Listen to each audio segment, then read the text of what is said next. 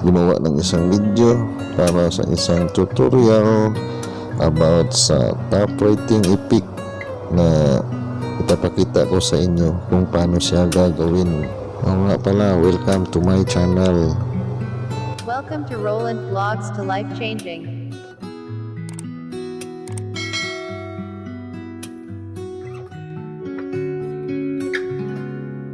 Let's go! Panoorin na natin ang video na ginawa ko para makita nyo kung paano gagawin ang typewriter epic. Welcome to my channel. Guys, dito sa video na ginawa ko ay para ipakita ko sa inyo ang kunti kong nalalaman o natutunan sa paggawa ng isang typewriter epic.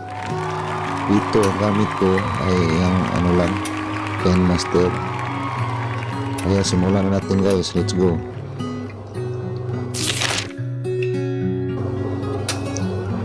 Okay, dito na tayo sa KineMaster.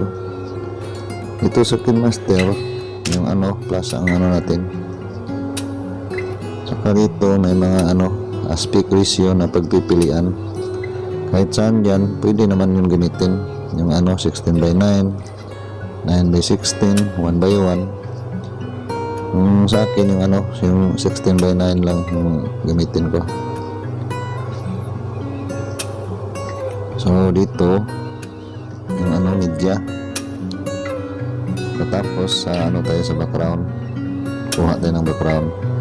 Dito sa background marami kayong mga pagpipilian. Saka sa mga kung may mga download ka na mga background, pwede mo gamitin. Sa akin dito yung yung item na lang. So pagkatapos i-adjust ko siya kahaba yung gusto ninyo. Nasa inyo na yan kung gaano pa Saka palitan ko ng ng color. Pwede na rin di sa palitan, pero yung sa akin palitan ko lang siya para makita din ninyo kung paano magpalit ng color. Ito gawin ko siyang blue. Ngayon blue na siya, so okay na yan. Dito naman sa tayo sa layer. Sa layer may media, epic, overlay, text, saka handwriting. So yung text yung piliin natin. Dito magta-type tayo para sample sa tutorial na ginagawa natin. So okay, simulan na natin mag-type.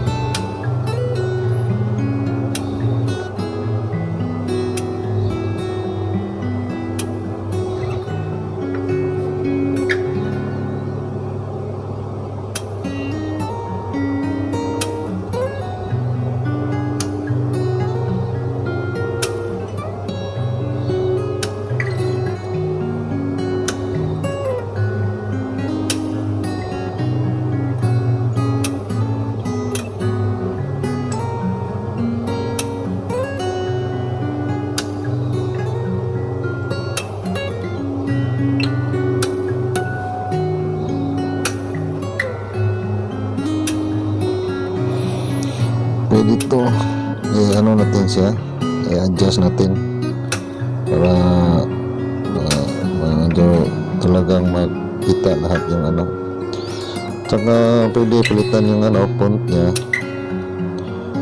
Dito tayo font, tsaka pili lang tayo anong gusto natin. Ako nakapili na. Okay, so dito i-adjust natin yung ipantay lang natin sa ginawa natin na ito. background niya. Okay. So tapos na yan. So okay natin. Dito naman tayo sa ano, ay hindi pala, sa ano pala tayo, sa illumination. Pili tayo dito sa illumination. Ito, liter by liter. So medyo masyado siyang mabilis, i-adjust lang natin yung ano, speed niya. Ito dito makapili tayo ka bilis. So parang ganyan, parang okay na yan. So okay na, okay. So dito kailangan lang natin guys na mag-download tayo ng effect na typewriter effect, sound typewriter effect. Ako kasi may ako, na-download na ako. Napunta lang ako dito sa may audio. Dito sa audio, hanapin ko yung yung na-download ko na typewriter effect.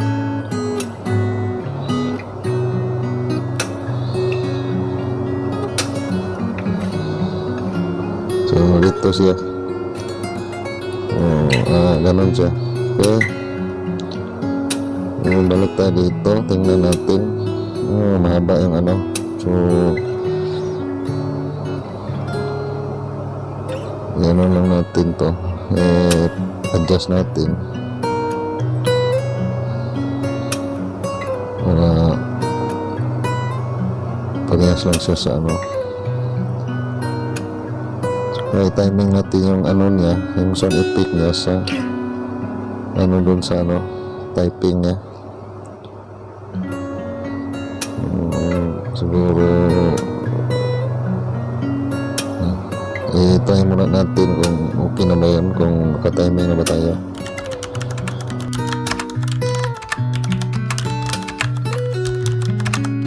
Saktong-sakto na siya.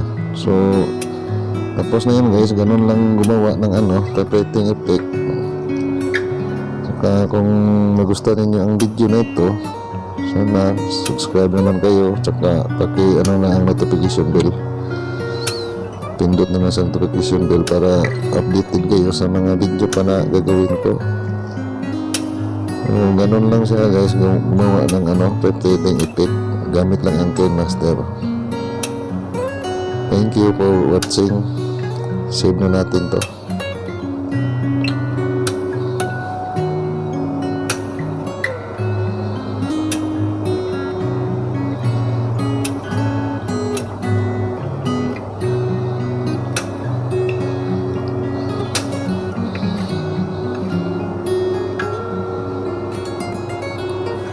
Tapos niyo siya mas-save guys, pwede niyo siya gamitin sa mga video na gagawin niyo. Gawin niyo siya pang intro. Okay, tapos na. So ganun lang guys. Maraming salamat po. Thank you for watching. Subscribe naman.